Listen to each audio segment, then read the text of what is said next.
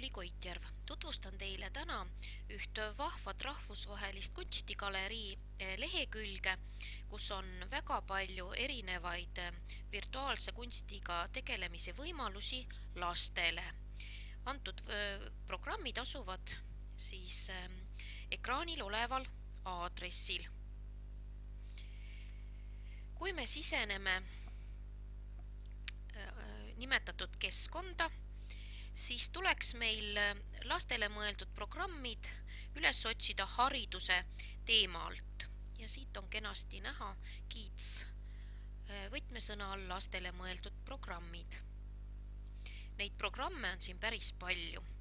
Lausa üle 10 erinevad joonistamise, kollaažide ja animatsioonide loomise võimalused. Meie tutvume täna lähemalt animeeritud kollaažide, mereteemaliste kollaažide loomise võimalusega. Selleks, et õige koht üles leida, on alati teema all vaja hoolega otsida, et leida aktiivne otselink üles. Ja Adobe Flash Playeri siis programm on meil kindlasti vajalik arvutisse muretseda. Ja kui me antud vahendi oleme üles leidnud, siis kuvatakse meile kohe erinevad teiste kasutajate poolt loodud animeeritud pildid juba ette. Ja play nupule klõpsates hakkabki animatsioon tööle. Siit on võimalik siis autonupu alt laeva või purjeka pildile klõpsates näha erinevaid pilte. Ja kui me klõpsame sellisel spiraali ikoonil, siis on erinevad kompositsioonid, mida siis on loodud. Ja ka need on liikuvad. Kui me aga tahame ise luua, siis tühjendame tausta ja menüü alt leiame salvestatud stseenid, aga hetkel mina ei ole siia veel ühtegi stseeni salvestanud, seetõttu siin ei ole midagi, aga teiste loodud pilte saab ka siit veel vaadata. Et enne me valisime autonupu, mis siis kuvas meile juhuslikult. Siin näete on selline maastikupilt, auto, lennuk, eemal on meri, mägede motiivid. Aga nüüd, kui meie tahame ise looma hakata, siis jällegi tühjendame ja valime taeva, erinevad variandid, mis on meil siin pakutud, siis lained, mis on ka valmis. Võime valida ka siit sobiva liiklusvahendi, need on nüüd siin keskkonnas teiste poolt loodud valmis objektid.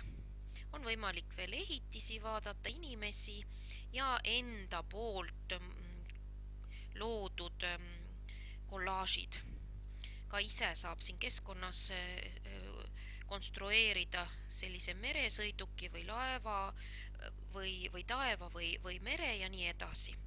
Aga kõige lihtsam viis on siis valmis objektid. Ja kui me nüüd tööle paneme, siis me näeme, et ongi kohe animatsioon valmis. Siin on võimalik ka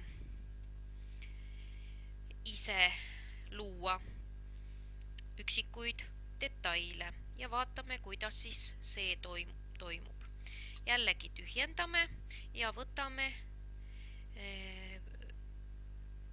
nüüd selleks, et ise luua ühte paati või muud objekti, tuleb vajutada nupule pild.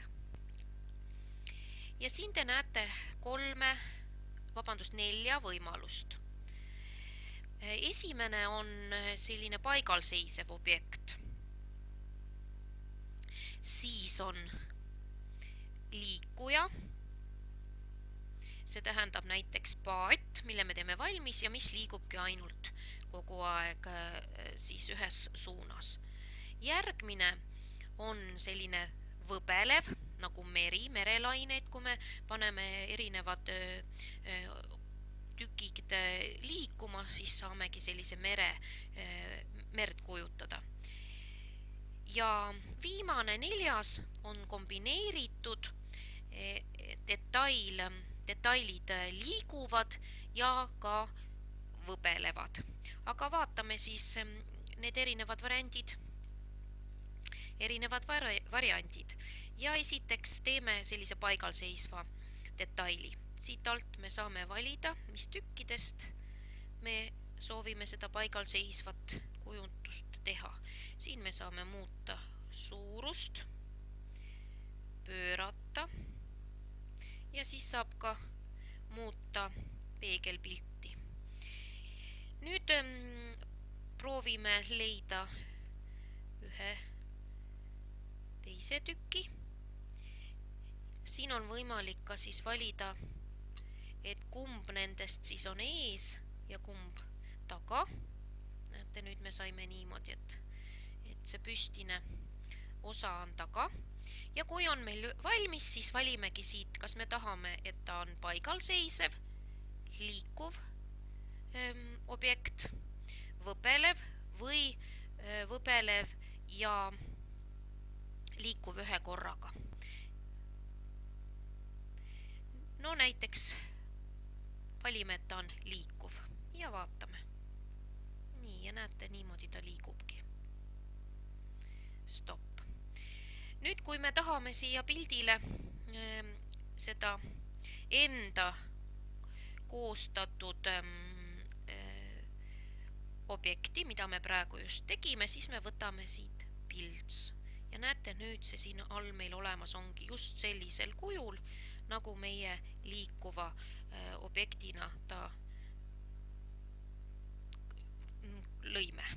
Ja nüüd me võime siit veel lained näiteks võtta. Nii, lained. Ja nüüd on meie objekt kenasti siin ka olemas ja kui me ta käima paneme, siis näete, niimoodi see puutükikene siin sõidabki. Ja salvestada saame siis ka kogu selle komplekti nii pildina. Ta salvestub meile oma arvutisse, aga paneme näiteks siia kindlasti tuleb panna faili nimi, näiteks Tuuli 3 ja save. Ja siis see salvestatakse meile arvutisse, aga salvestub ka siia meile menüüsse, kui me valime save, siis näete, see sama on siin olemas, et kui me hiljem tahame siit võtta seda oma loodud aluseks ja nüüd veel midagi juurde panna siia. No näiteks on meil siin kivid, paneme siia ka kivid võbelema. Nüüd me tahame kivide suurust muuta. Kivid on meil siin olemas ja play. Praegu me lisasime otsekivid ja kui me tahame liikumisefekti panna, siis me peame enne valima ja võtma siit pildnupp ja valima siit kivide alt selle kivi ja nüüd valima, kas ta on liikuv ja praegu me tahtsime ainult võbelevat kivi ja nüüd ongi ta võbelev meil, et vaatame, mis on erinev variant, et selle me lisasime otse siia ja selle kivi me lisasime siis enne efekti valimisega, et muidu need otse valitud detailid jäävad liikumatult siia. Ja kui me nüüd tahaksime seda kivi siit lihtsalt eemaldada, no ja. Nüüd meil juhtuski nii, et ma kogemata eemaldasin kõik. Nüüd ma ei taha seda kustutada. Ja nüüd ma lähen Undo'ga tagasi, et sain nüüd tagasi, et siin on võimalus ka tagasi liikuda, kui juhtub mingisugune aps sisse tulema. Ja sedasi mängides detailidega saame vahva animeeritud tervikteose. Edu katsetamisel!